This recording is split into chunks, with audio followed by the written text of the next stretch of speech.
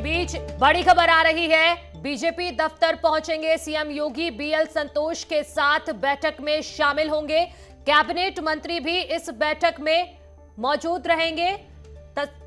तस्वीरें आपके सामने है। बीजेपी का महामंथन लखनऊ में चल रहा है। और अनामिका क्या चल रहा है, बताइए आप।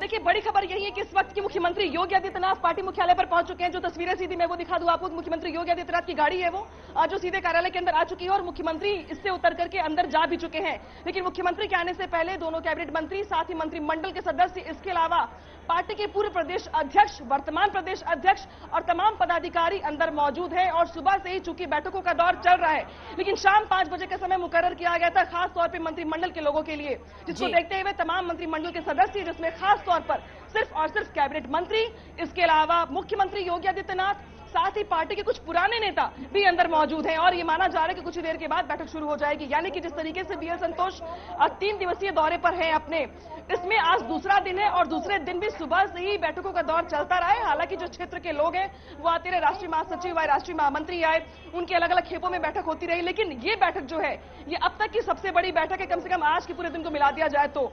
क्योंकि अभी भी देखिए आप पार्टी मुख्यालय पर जो तस्वीर है अब वो आपको बताने के लिए बहुत कुछ काफी है। क्योंकि जिस तरीके से यहाँ पे पुलिस की सिक्योरिटी दिखाई दे रही है आपको, ठीक उसी तरीके से पार्टी पर के कार्यकर्ता जो है वो भी यहाँ पर दिखाई दिए हैं। लेकिन बड़ी खबर इस बीच ये भी मेंशन कर दूं मैं कि ए.के. शर्मा, जिनको फिलहाल ही प्रदेश उपाध्यक्ष बनाया गया है, वो भी आज प्रदेश उपाध्यक्ष का पद संभालने के बाद पहली बार पार्टी मुख्यालय पहुंचे हैं। पार्टी मुख्यालय पहुंचने के बाद उन्होंने सबसे पहले मंदिर में माथा टेका है और उन्होंने अपनी बातचीत में ये कहा कि वो नेतृत्व का धन्यवाद करते हैं कि उन्हें इतनी बड़ी जिम्मेदारी दी गई है। तो ए.के. शर्मा भी अंदर जा चुके हैं।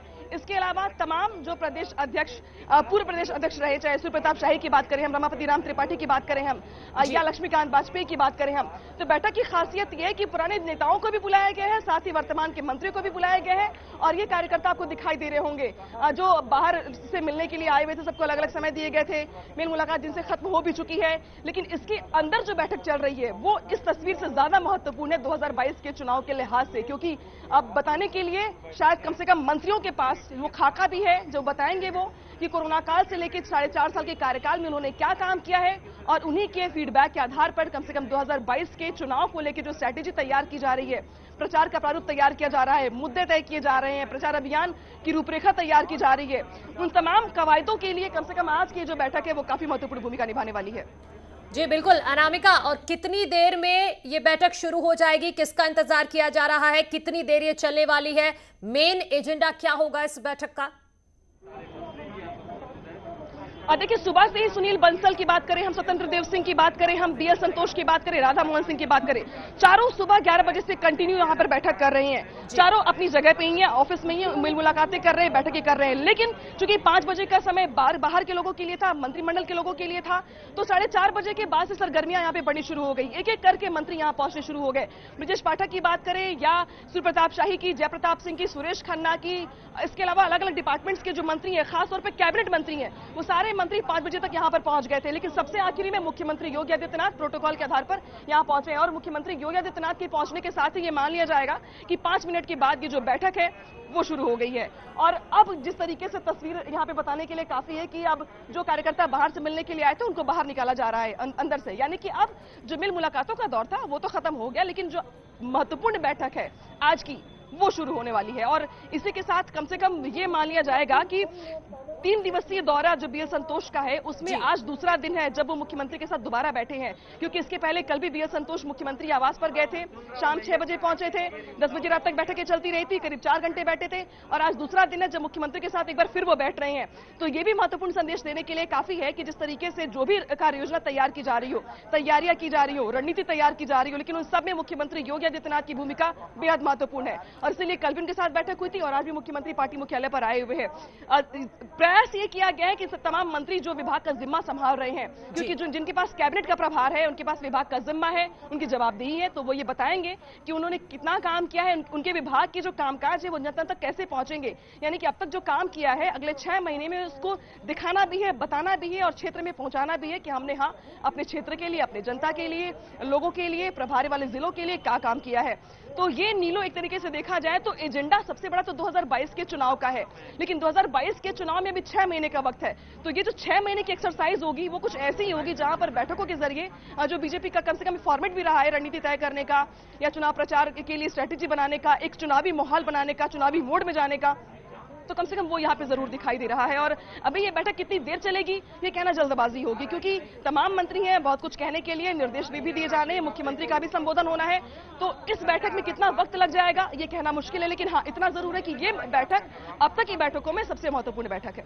जी बिल्कुल अनामिका, जिस तरह से सियासी हलचल हम देख रहे हैं लखनऊ में, बैठक बहुत महत्वपूर्ण है और बीजेपी ने अभी से स्ट्रेटेजाइज करना शुरू कर दिया है कि 6 महीने का वक्त चुनाव में है, हर एक दिन महत्वपूर्ण है, हर एक दिन को भुनाना है और उसी के लिए सियासी हालात पर फीडबैक लिया जा रहा है और उसके बाद 2022 की रणनीति तैयार होगी। अनामिका देखिए बिल्कुल ये इस तरीके से समझिए आप कि चाहे पश्चिम बंगाल को याद कर लीजिए आप या अलग अलग राज्यों में चुनाव को लेकर बात कर लीजिए, उन सभी राज्यों से महत्वपूर्ण है यूपी का चुनाव, क्योंकि यूपी के चुनाव में की अगर बात की जाए तो प्रधानमंत्री भी यहीं से जाते हैं। और 2022 के चुनाव को तो अगर आप देखिए भी इस तरीके से तो उसके बाद 2024 के चुनाव है, तो बीजेपी को यह पता है कि दिल्ली का रास्ता यूपी से होकर निकलता है, इसलिए यूपी में किसी भी चूक की कोई गुंजाइश नहीं है और अगर चूक नहीं करनी है तो स्ट्रेटेजाइज करना होगा 6 महीने पहले से। और इसलिए ये जो बैठकें हो रही हैं और फर्क समझना होगा कि 2017 में अगर बीजेपी के आप रिजल्ट को देखें तो जिस तरीके से जनादेश मिला था वो रिकॉर्ड तोड़ जनादेश था, बीजेपी को जनता ने बहुत समर्थन दिया था, साथ दिया था। लेकिन 2022 का चुनाव जो है वो सिर्फ वादों के आधार पर नहीं होगा, सरकार के कामकाज के आधार पर होगा। और ये देखिए जो अगली तस्वीर है वो केशव मौर्य की है जो अब पहुंच चुके हैं पार्टी मुख्यालय पर, यानी कि मुख्यमंत्री योगी आदित्यनाथ के बाद और अब केशव मौर्य पहुंच रहे हैं पार्टी मुख्यालय पर। ये आज का दिन केशव मौर्य के लिहाज से भी महत्वपूर्ण इसलिए है क्योंकि आज केशव मौर्य के आवास पर ही कृष्ण गोपाल की बात करें, संघ के बड़े पदाधिकारी हैं वो, इसके अलावा मुख्यमंत्री योगी आदित्यनाथ भी पहुंचे हुए थे। और ये बताया गया कि चूंकि केशव मौर्य के बेटे की शादी पिछले दिनों हुई है और उसमें तमाम लोग पहुंच नहीं पाए थे, चूंकि कोरोना की शादी बीच में हुई थी वो और बहुत कम लोगों में शादी हुई थी, तो इसलिए बधाई देने वालों में अनामिका कोशिश कीजिएगा केशव प्रसाद मौर्य से बात हो जाए तो। बैठक से पहले कुछ भी बोलना से वो कतरा रहे हैं और मना कर रहे हैं और उन्होंने यही कहा कि वो बैठक में जा रहे हैं और बैठक से बाहर निकलने के बाद ही वो कुछ बता पाएंगे कि अंदर क्या हुआ। लेकिन ये महत्वपूर्ण दिन उनके लिए भी है क्योंकि आज ही मुख्यमंत्री योगी आदित्यनाथ उनके आवास पर पहुंचे हुए थे और साथ में उनके संघ के बड़े पदाधिकारी थे, सभी का लंच हुआ वहां पे। तमाम लोगों ने केशव मौर्य के बेटे और बहू को आशीर्वाद भी दिया, शुभकामनाएं भी दी। तो एक तरीके से जो बैठकें हैं, जो स्ट्रैटेजी है, इसमें एका दिखाने का संदेश भी है, इसी में दिखाने का ये भी प्रयास है कि चाहे जितनी भी अफवाहें हो, चाहे जितनी भी सरगर्मियां हो, लेकिन यूपी चुनाव के लिए कम से कम बीजेपी खुद को इस तरीके से तैयार कर रही है कि कम से कम विपक्ष के लिए इस किले को साध पाना बेहद मुश्किल होगा। और इसी लिहाज से देखिए आप कि बीजेपी दफ्तर पर फिलहाल जो रौनक और जो भीड़भाड़ दिखाई दे रही है आपको, कम से कम अगले 6 महीने मैं लिख के कह सकती हूँ कि ये बैठकें और ये जो तस्वीर है आपको ऐसी दिखाई देगी जहां पर हर महीने यहां पर बड़े नेता आते रहेंगे। और खबर ये भी है कि अमित शाह अगले महीने आने वाले हैं, जेपी नड्डा आने वाले हैं, इसी महीने के आखिरी में कार्य समिति की बैठक होने वाली है जिसको जेपी नड्डा संबोधित करने वाले हैं, उसको लेके भी बातचीत हो रही है अंदर कि कार्य समिति में कौन कौन से मुद्दे होंगे। तो जिस तरीके से कार्य समिति के जो कार्यकाल होता है, कम से कम हर कुछ सालों पर कार्य समिति की बैठकें होती हैं, इस पर जिला समिति की बैठक होती है, मंडल स्तरीय समिति की बैठक होती है, तो ये इसी बीच में है और कार्य समिति का मुद्दा 2022 का चुनाव होगा। तो इस लिहाज से अगर देखा जाए तो आज की जो बैठक होगी वो आने वाले दिनों के लिए बहुत सारी चीजें तय कर देगी कि कब कहां पर किस तरीके से काम होना है और महीने बाद मुझे लगता है कि रिस्पॉन्सिबिलिटी तय भी कर दी जाएगी। हालांकि बैठक के बाद बहुत सारी बातें सामने आ पाएंगी कि किसको क्या रिस्पॉन्सिबिलिटी दी गई है, लेकिन हाँ इतना जरूर है कि 6 महीने पहले से टास्क दिया जाएगा कि अपने क्षेत्र में आप इस तरीके से जाइए, इस तरीके से प्रचार करिए, प्रवास करिए, वहां पे समय दीजिए या जनता को ये बताइए कि आपने कितना काम किया है। बहुत सारी स्ट्रेटेजी, बिंदु, पॉइंट्स जो निकल के यहां से आएंगे, जो टास्क दिए जाएंगे, कम से कम इस बैठक के बाद थोड़ी साफ हो पाएगी। बिल्कुल अनामिका, और ये भी मैं आपसे जानना चाहूंगी कि बैठक में जितिन प्रसाद भी मौजूद हैं, विनय कटियार भी मौजूद हैं और जितिन प्रसाद पहली बार इस बैठक में शामिल होने जा रहे हैं, इसको लेकर आप हमारे दर्शकों को समझाइए जरा। देखिए जितिन प्रसाद वैसे तो कम से कम अगर बात की जाए बीजेपी, ये देखिए जो कार्यकर्ता सुबह मिलने के लिए आए थे, प्रदेश पदाधिकारी मिलने के लिए आए थे, ये प्रियंका रावत है जो पूर्व सांसद हैं और पार्टी में महत्वपूर्ण भूमिका भी है, इनकी जनरल सेक्रेटरी हैं। हालांकि सुबह ये बैठक में आई हुई थी और अब निकल के जा रही है, यानी कि जो सुबह से बैठकें चल रही थी वो खत्म हो रही है और अब नई बैठक, महत्वपूर्ण बैठक है, वो शुरू होने वाली है। तो ये भी तस्वीरें कुछ और बयां कर रही है। दूसरा जो सवाल पूछा आपने जितिन प्रसाद को लेकर या AK शर्मा को लेकर या बाकी नेताओं को लेकर, तो जितिन प्रसाद की अगर बात करें तो अभी फिलहाल उनको कुछ ही दिन हुए हैं बीजेपी में शामिल हुए। मात्र 3 दिन पहले वो लखनऊ आए हुए थे, पार्टी मुख्यालय पर आए थे। तो उनके लिए पार्टी की जो नीतियां हैं या पार्टी का जो काडर बेस है, प्रोग्राम्स जो चलते हैं, जिस तरीके से पार्टी में प्रारूप रहता है पार्टी का, उसको समझने में थोड़ा वक्त लगेगा। लेकिन इस लिहाज से अगर देखा जाए तो बीजेपी में जितने भी बाहरी आए अब तक, फिर चाहे ब्रजेश पाठक हो, सायन प्रसाद मौर्य और रीता बहुगुणा जोशी हो, सबको पार्टी ने सम्मान दिया है। और जितिन प्रसाद भी इस मीटिंग का हिस्सा बन रहे हैं। तो उम्मीद इस बात की है कि चूंकि उनको लाया ही पार्टी में स्ट्रेटेजी के तहत गया है, ब्राह्मण चेहरे के तौर पर लाया गया है उनका, तो उनको भी कुछ रिस्पांसिबिलिटी दी जाएगी ताकि शाहजहांपुर समेत जो अगल बगल के जिले हैं वहां पे जहां पे उनका प्रभाव है, इसका फायदा पार्टी को मिल पाए। दूसरी बड़ी बात यह कि अभी इसी के बाद जिला पंचायत के चुनाव होने वाले, जिला पंचायत अध्यक्ष के, क्षेत्र पंचायत अध्यक्ष के 3 जुलाई को होने वाले हैं। इसको भी लेकर के पार्टी बहुत गंभीर इसलिए भी है क्योंकि संदेश जाना बहुत जरूरी है, कम से कम चुनावी बयार में, कि पार्टी कितनी तैयार है। और अगर पार्टी यहां पर थोड़ी चूक करती है तो विधानसभा चुनाव के लिए कार्यकर्ताओं को एक्टिवेट करने में, सक्रिय करने में या उत्साह भरने में थोड़ी दिक्कत होगी। तो जिला पंचायत और क्षेत्र पंचायत का जो चुनाव है ये भी महत्वपूर्ण है। तो ये भी टास्क यहां पर दिए जाएंगे कि मंत्रियों को कि अपने अपने क्षेत्र में आप इस तरीके से तैयारी करिए, काम करिए कि जिला पंचायत में कम से कम 65+ का रिकॉर्ड पार्टी के पास मौजूद रहे।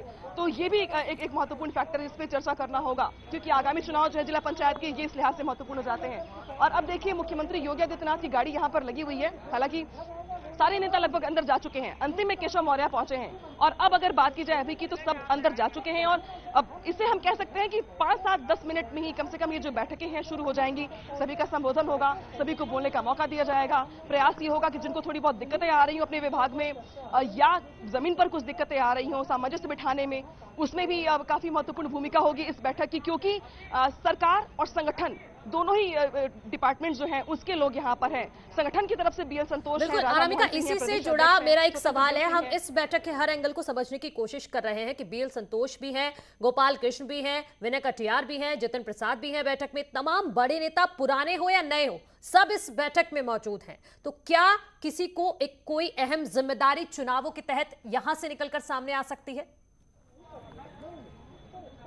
देखिए, पहला तो ये कि सरकार और संगठन में सामंजस्य बेहतर होना चाहिए। कम से कम ये पार्टी हमेशा से मानती है और इसी ट्रैक पर काम भी होता है कम से कम बीजेपी में। यहाँ पर सामंजस्य बिठाने के लिए चुनाव से पहले इतनी बड़ी बैठक बुलाई गई है जहाँ पे हर किसी को अपनी बात कहने का मौका मिले। और पिछली बार जब बीएल संतोष आए थे, जब उन्होंने 1-to-1 मुलाकातें की थी, आपको याद होगा, के को अकेले में बुला के बात की गई थी, पूछा गया था, फीडबैक लेने का पूरा मौका दिया गया था, अपनी बात कहने का पूरा मौका दिया गया था। लेकिन इस बार जो दूसरे दौर की बैठक में जब मौका दिया गया है तो सभी एक साथ बैठे हुए हैं, सारे मंत्री, मुख्यमंत्री, दोनों डिप्टी सीएम, संगठन के लोग, पदाधिकारी। तो ये कम से कम प्रयास है कि अगर किसी को अभी भी कोई शंका, कोई दुविधा, कोई परेशानी या कोई बात कहनी हो तो वो कह सकता है। और जहां तक बात कही आपने रिस्पॉन्सिबिलिटीज की, तो बेशक 6 महीने पहले से ये जो कसरत है, कम से कम इसे कह सकते हैं, वो शुरू हो गई है। तो बेशक टास्क भी दिए जाएंगे, रिस्पॉन्सिबिलिटीज भी तय की जाएंगी, जो महत्वपूर्ण लोग हैं उनको महत्वपूर्ण जिम्मेदारियां दी जाएंगी, जिनके ऊपर पिछले चुनाव का रिकॉर्ड रहा है जितवाने का या क्षेत्र में अच्छी परफॉर्मेंस देने का, उनसे उम्मीदें वाबस्ता हो जाएंगी बेशुमार। और ए.के. शर्मा चूंकि आज प्रदेश उपाध्यक्ष बनने के बाद वो पहली बार आए हैं पार्टी मुख्यालय पर, तो उनके लिए भी शायद ये जिस तरह की बैठक है चुनाव से पहले। बिल्कुल अनामिका, जैसे कि आप बता रही हैं कि कई बड़े चेहरों को रिस्पॉन्सिबिलिटी मिल सकती है क्योंकि बैठक आज की बहुत बड़ी है। रुक एक छोटे से ब्रेक के लिए, लगातार नजर बनी रहेगी, जल्द हाजिर हो रहे हैं।